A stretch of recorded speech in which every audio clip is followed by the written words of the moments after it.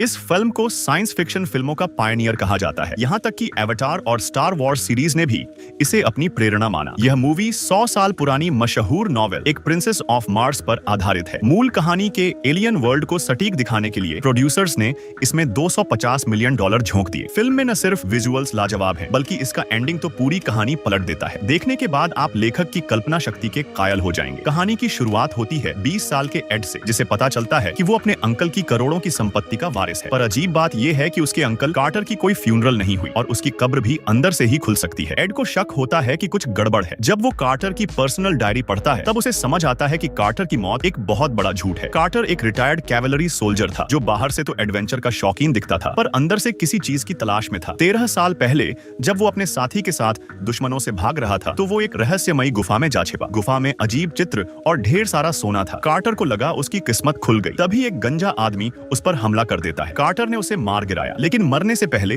वो एक नीली चमकती बैज और कोई मंत्र बुदबुदाता है। कार्टर भी वही मंत्र बोलता है और अगले ही पल वो खुद को एक अजनबी रेगिस्तान में पाता है। चलने की कोशिश करता है, पर गुरुत्वाकर्षण अलग है। हर कदम पर उछल जाता है। कुछ ट्रायल के बाद वो चलना सीख जाता है, लेकिन उसका बैज कहीं गिर जाता है। थोड़ी दूर जाकर वो एक अजीब इमारत के पास पहुंचता है, जहां मिट्टी से ढके अंडे होते हैं। अगले ही पल उनमें से ग्रीन बेबीज बाहर निकलते हैं। कार्टर समझ जाता है कि ये पृथ्वी के जीव नहीं है। इसी दौरान पूरी थार्क ट्राइब वहां आ जाती है, जिसके लीडर टार्स स्टारकास है। जब कार्टर छुपने की कोशिश करता है, टार्स उसे देख लेता है और हमला रोक देता है। टार्स को लगता है कार्टर में कुछ खास है और शायद इसका फायदा उठाया जा सकता है। टार्स इशारों से कार्टर को फिर से उछलने को कहता है। कार्टर समझ जाता है और जबरदस्त जंप करता है। तभी एक स्नाइपर हमला करता है और माहौल बदल जाता है। कार्टर को और बेबी थार्क्स को उनके घर ले जाया जाता है। यहाँ लाखों लोग रहते हैं। थार्क संस्कृति में बच्चे माओ द्वारा पाले जाते हैं। खून का रिश्ता नहीं देखा जाता। 16 नाम की एक महिला को कार्टर की देखरेख मिलती है, क्योंकि उसे कोई बच्चा नहीं मिला। 16 उसे साफ करती है, फिर थार्क की स्पेशल ड्रिंक पिलाती है, जिससे कार्टर उनकी भाषा समझने लगता है। 16 बताती है कि ये जगह बरसूम है, लेकिन इससे पहले कि वो और कुछ जाने, कार्टर को नींद आ जाती है। रात में वो भागने की कोशिश करता है, पर एक एलियन डॉग वूला उसे पकड़ लेता है, जो बहुत तेज है, लेकिन कार्टर का फैन बन जाता है। कार्टर छत से अपना खोया बैच देखता है। वो उसे लेने कूदता है, पर वूला भी उसके साथ कूदता है। वूला की हरकतें देखकर थार्क्स गुस्से में आ जाते हैं। कार्टर को पकड़ लिया जाता है, पर जब वूला की पिटाई होती है, तो वो लौट आता है बचाने। इस झगड़े में कार्टर एक थार्क को मार देता है, जिससे सब डर जाते हैं। टार्स आकर मामला शांत करता है, लेकिन किसी को सजा मिलनी थी। वो होती है 16। उसकी पीठ पर जलते लोहे से दाग आ जाता है। टार्स को उस पर तरस आता है, पर अगली बार मरने की चेतावनी देता है। तभी आसमान में दूसरी एलियन ट्राइब्स की स्पेसशिप्स आती हैं, जोडंगा और हीलियम। जोडंगा के किंग सैबथान चाहता है कि हीलियम की प्रिंसेस से शादी कर दोनों ट्राइब्स को मिलाकर शांति स्थापित करे, लेकिन हीलियम के किंग को अपनी बेटी की चिंता है। सैबथान के पास थर्न्स की दी हुई एक शक्तिशाली डिवाइस है, जो हीलियम को एक बीम से तबाह कर सकती है। डर से हीलियम का राजा शादी मान लेता है, पर प्रिंसेस डेजा थॉरिस भाग जाती है। वो उड़ती हुई थार्क्स के इलाके में आ जाती है। सैबथैन उसकी तलाश में आता है, लेकिन प्रिंसेस चालाकी से बच निकलती है। जब वो जहाज से गिरती है, तब कार्टर उसे बचा लेता है। सैबथैन के सोल्जर आ जाते हैं। कार्टर उन्हें रोकने के लिए वापस कूदता है। वो सीधे सैबथैन की स्पेसशिप में जाता है। थर्न्स का एजेंट सैबथैन से कहता है कि कार्टर को जिंदा पकड़ो। सैबथैन हथियार हटाकर लड़ने लगता है और कार्टर को हरा देता है, पर तभी थार्क लोग आकर हमला कर देते हैं। कार्टर भाग जाता है और सैबथैन पीछे हट जाता है। अब थार्क्स के लिए कार्टर हीरो बन जाता है। टार्स उसे अपनी ट्राइब का हिस्सा बना लेता है और उसे सीक्रेट वेपन कहता है, लेकिन कार्टर वापस धरती जाना चाहता है। टार्स उसे प्रिंसेस की जान की धमकी देकर रोकता है। बाद में कार्टर को पता चलता है कि बारसूम कोई और नहीं बल्कि मार्स है, यानी वो अब मंगल ग्रह पर है। फायर किंग ने हाँ कर दी। फिर प्रिंसेस से बात करते हुए कार्टर को पता चला कि बारसूम असल में मार्स है, यानी वो अभी मार्स पर है। क्योंकि मार्स की ग्रेविटी अर्थ से अलग है, इसलिए उसमें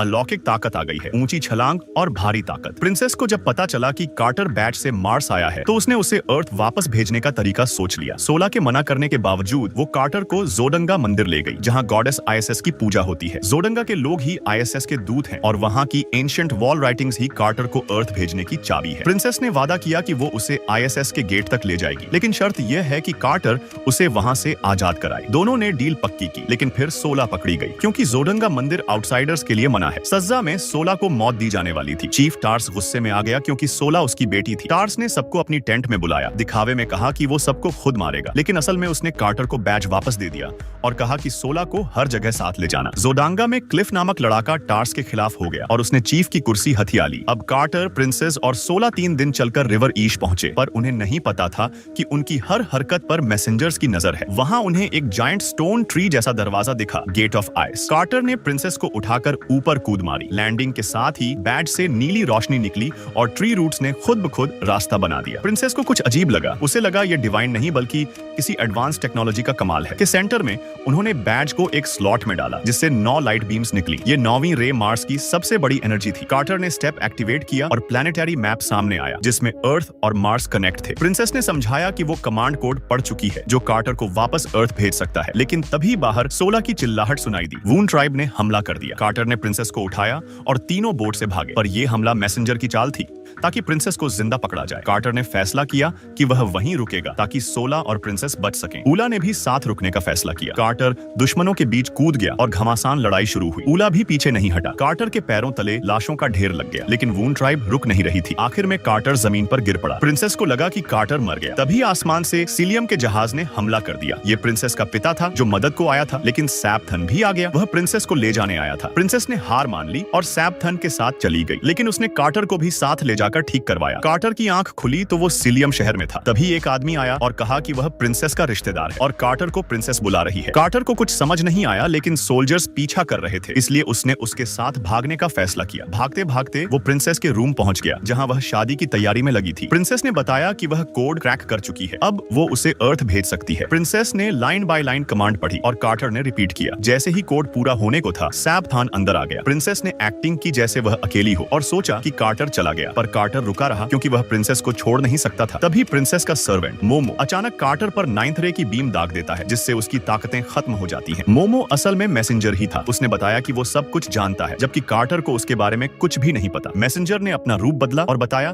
कि शादी के बाद प्रिंसेस को मार दिया जाएगा ताकि सैपथन को पूरी शक्ति मिले और पीछे से पूरा ग्रह हीलियम ट्राइब कंट्रोल करेगा। लेकिन मैसेंजर ने एक बात नहीं सोची। ऊला वो तेजी से आया और उसके डिवाइस को चबा डाला। कार्टर को ताकत वापस मिल गई और उसने बैज उठाया। अब उसे तुरंत मदद लानी थी और उसकी उम्मीद टार्स ही था। कार्टर और 16 उड़ती बोट में जोरंगा पहुंचे, लेकिन वहां अब क्लिफ राजा था। उन्हें पकड़ लिया गया और डंजन में डाल दिया गया जहां टार्स पहले से बंद था। अब दोनों को ग्लैडिएटर स्टाइल लड़ाई लड़नी थी। जोरंगा के लोग खून की लड़ाई से बेहद खुश होते हैं, ये उनकी एंटरटेनमेंट होती है। सार्क लोग हमेशा युद्ध में ही जीते हैं, लेकिन उन्हें ये जानलेवा खेल ही सबसे ज्यादा पसंद है। यही उनकी जिंदगी का एकमात्र मनोरंजन है। मगर आज का मुकाबला कोई मामूली नहीं। सामना है एक विशालकाय सफेद गोरिल्ला से। कार्टर और टार्स दोनों को लगा कि अब बचे नहीं और वो भागने लगे, लेकिन गोरिल्ला की रफ्तार ज्यादा तेज थी। एक छलांग में दोनों को उड़ाकर फेंक दिया। चतुर कार्टर ने सोचा पहले कमजोर टार्स को बचाया जाए। कार्टर ध्यान भटकाने लगा और जैसे ही गोरिल्ला झपटा, वो छलांग मारकर एक तरफ हट गया, लेकिन उसके पैरों से बंधी जंजीर ने उसे जमीन पर गिरा दिया। गोरिल्ला ने फिर से हमला किया, पर कार्टर फिर भी बच निकला। टूथलेस ने देखा कि वो अब भी जिंदा है, तो उसने एक और गोरिल्ला छोड़ दिया। कार्टर जब उस पर गालियां बरसा रहा था, तो गोरिल्ला ने उसे उठाकर पटक दिया। बार बार फिर वही, लेकिन कार्टर ने भी हार नहीं मानी। उसने जंजीर खींचकर पत्थर के टुकड़े को गिरा दिया और फिर उसी से गोरिल्ला को खत्म कर दिया। उधर टार्स पर दूसरा गोरिल्ला झपटा। 16 ये सब देखकर चुप नहीं रह सकी। वो एक साथी के साथ युद्ध स्थल में कूद पड़ी। गोरिल्ला ने साथी को चीर फाड़ दिया और भीड़ पागल हो गई। अब बारी थी 16 और टार्स की। टार्स ने पूरी ताकत से गोरिल्ला की गर्दन में भाला घोंपा, मगर गोरिल्ला और ज्यादा भड़क गया। तभी कार्टर ने आकर उसे बचाया। पूरा मैदान शांत हो गया। सबकी नजरें कार्टर पर थीं। गोरिल्ला की छाती से हाथ निकला। कार्टर ने दोनों गोरिल्ला को हरा दिया था। पूरा सार्क कबीला उसका सम्मान करने लगा। कार्टर ने टूथलेस को चुनौती दी। टूथलेस हंस पड़ा। उसे लगा कोई उसका साथ नहीं देगा, लेकिन भीड़ ने कार्टर का नाम पुकारा। टूथलेस को अब लड़ना ही पड़ा। बस एक राउंड में कार्टर ने उसे हरा दिया। अब वो सार्क का नया नेता बन गया। उसी उत्साह में कार्टर ने घोषणा की, सार्क कबीला अब जोरंगा पर हमला करेगा। वो सब सवारी लेकर चल पड़े। तोपों से किले के दरवाजे उड़ा दिए,